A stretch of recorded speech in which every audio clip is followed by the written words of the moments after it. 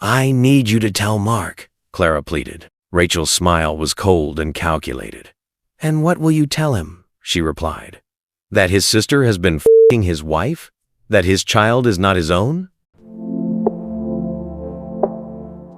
In the quiet town of Elmswood, nestled between the whispers of the forest and the hum of the distant highway, lived a young woman named Clara. She had a heart as warm as a summer's day, eyes that danced with the secrets of 1,000 untold stories, and a smile that could charm the most stoic of souls. Clara's life was simple, filled with the gentle rhythms of her job at the local bookstore and the quiet companionship of her cat, Mr. Whiskers. She had always dreamed of a love that would sweep her off her feet, a love that would complete the picture-perfect life she had meticulously painted in her mind. Her dreams became reality when she met Mark, a charming, albeit somewhat mysterious, man who owned the bookstore. Their romance was a whirlwind of shared laughs, late-night book discussions, and stolen kisses amidst the dusty bookshelves. It wasn't long before they found themselves standing at the altar, exchanging vows of eternal love and devotion. What Clara didn't know, however, was that Mark came with a surprise packagee his sister Rachel, who was to live with them after the wedding. Rachel was quieter than Mark, with a gentle demeanor that Clara found both comforting and slightly intimidating.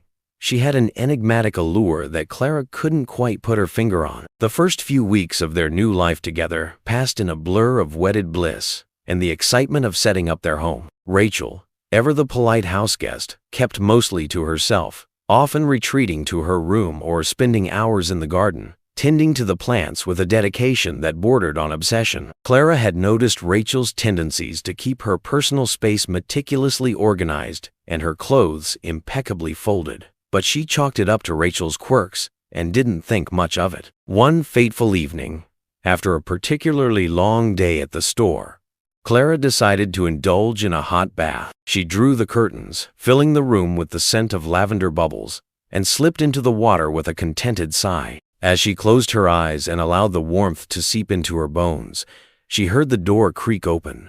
Startled, she peeked through the steam to find Rachel standing in the doorway, completely naked. Her heart hammered in her chest as Rachel approached the tub, her gaze intense and unyielding. Clara's eyes widened when she realized Rachel had a dick, a fact that Mark had never mentioned. Rachel stepped closer, the water droplets from the steamy air kissing her bare skin as she did. "I know you're surprised," Rachel murmured, her voice a seductive purr that sent chills down Clara's spine. "But you're my brother's wife now, and I claim what's his." With a swiftness that belied her grace, Rachel climbed into the tub, her body pressing against Clara's, forcing her back against the cold porcelain. Clara's protests were silenced by Rachel's hungry kiss, her mind reeling as she grappled with the realization that Rachel was, in fact, Rachel. The line between shock and arousal blurred as Rachel's hands roamed her body, claiming her in a way she had never been claimed before. Clara felt powerless to resist, her body betraying her as it responded to Rachel's insistent touch. The weeks that followed were a tumultuous blend of fear, confusion, and a strange, forbidden attraction. Each night, as Mark slept soundly, Rachel would slip into their room, her presence unmistakable in the moonlit darkness. Clara found herself torn between her love for Mark and the undeniable pull she felt towards Rachel's raw, unbridled passion. Rachel was relentless in her pursuit, leaving Clara no choice but to submit to her desires night after night. As the months went by, Clara's body began to change. Her breasts grew fuller, her stomach softened, and she felt a new life growing within her. The signs were unmistakable. She was pregnant. But with each flutter of life, a cold dread grew in her stomach, for she knew the truth that Mark would never suspect the child she carried was not his. It was Rachel's. And as Clara stared at her reflection in the mirror, she realized that she was now trapped in a web of deceit, her heart torn between the love she had for her husband and the secret that now bound her to her sister-in-law in the most intimate of ways. Rachel noticed the shift in Clara's demeanor, her eyes holding a newfound sadness that hadn't been there before. She knew what Clara was feeling, the guilt that came with their clandestine encounters, but she felt no remorse. Instead, she was fueled by a possessive need to claim Clara fully as her own. Rachel had always been jealous of Mark's relationships, feeling that she was the one who truly understood him. And now, With Clara carrying her child, Rachel felt a sense of victory she had never known. The tension grew thick in the house, a silent battle raging between the two women. Unbeknownst to the oblivious Mark, Rachel's visits to Clara's bedroom grew more frequent, her touch more demanding as she sought to assert her dominance. Clara, for her part, vacillated between anger and despair, her thoughts consumed by the thought of the life growing inside her and the woman who had planted it there without her consent. Yet, amidst the tumult, she felt a strange kinship with Rachel, a bond forged in the heat of passion and the shared secret they now carried. One night, as Rachel's hands explored Clara's swollen belly, Clara found the strength to confront her. "You can't do this to me," she whispered, her voice trembling with emotion. Rachel looked up, her eyes dark with desire and something else, something Clara hadn't seen before desperation. "I need you to tell Mark," Clara pleaded. Rachel's smile was cold and calculated. "And what will you tell him?" she replied. "That his sister has been his wife? That his child is not his own?" Clara felt the blood drain from her face as Rachel leaned in to kiss her neck, her teeth grazing the soft skin. "You're mine, Clara," Rachel murmured. "And you always will be." The months passed in a blur of fear and longing.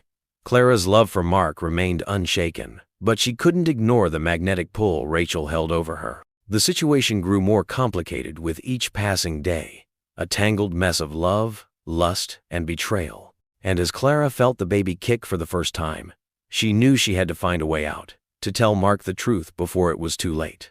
But Rachel was always there, a constant reminder of the dark secret they shared, her eyes promising retribution if Clara ever dared to break their silent pact. Clara felt like a pawn in a twisted game, her every move dictated by Rachel's whims. Yet deep down, she harbored a spark of hope that somehow she could find a way to reclaim her life and her love before the truth came to light. The night she chose to confront Mark was stormy, the thunder outside mirroring the tempest within her soul. She found him in his study, the warm light of the lamp casting shadows across his furrowed brow as he worked late into the night. With trembling hands, Clara told him everything about Rachel's true nature, their illicit encounters, and the child that grew within her. Mark's initial shock melted into anger, his eyes blazing with a fury Clara had never seen before. He listened, his face a mask of disbelief and disgust, until Clara could bear it no longer. She waited, her heart in her throat, for the explosion she knew was coming. When Mark finally spoke, his voice was cold, his words cutting like a knife through the air. "Get out," he said, his voice low and dangerous. "Both of you.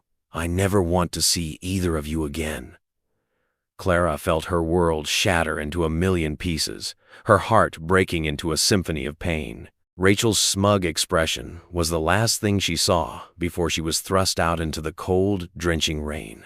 The house that had once been her sanctuary was now a prison she'd never returned to. Rachel, unbothered by Mark's wrath, had her arms slung over Clara's shoulder, a cruel smile playing on her lips. Clara's thoughts swirled like the storm around them as Rachel led her to a small cottage on the edge of town, a place Rachel had apparently been preparing for them. Rachel spoke in soothing tones, but Clara's mind was a maelstrom of emotion. She was torn between anger and despair, love and resentment. Yet she couldn't bring herself to leave Rachel. Not now.